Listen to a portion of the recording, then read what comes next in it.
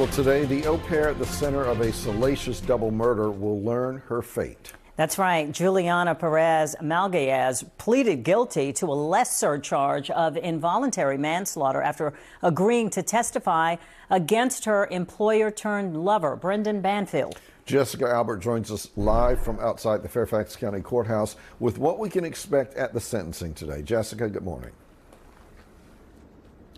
Good morning. Well, today's sentencing is set to begin at 11 o'clock this morning. The entire sentencing will be streamed live on our YouTube channel if you would like to follow along.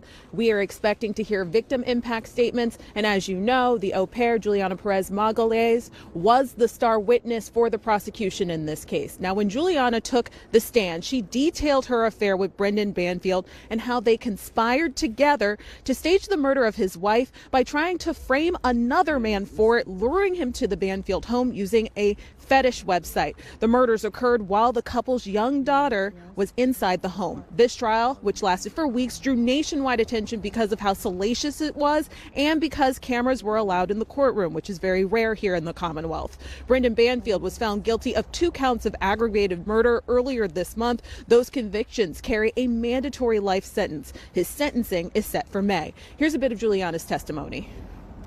He basically said divorce was not an option. Did he say why? Money was involved. Yeah, he said that he didn't want to have to share Valerie with Christine, that she wasn't good for Valerie. So he wanted to have Valerie full time. And money, because she would have more money than he would if they ever split.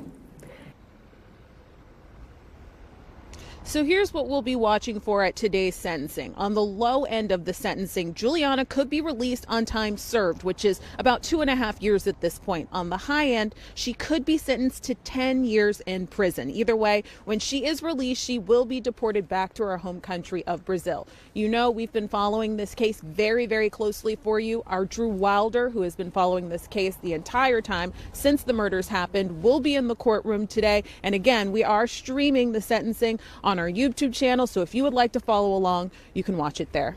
Back to you guys. All right, Jessica, thank you very much.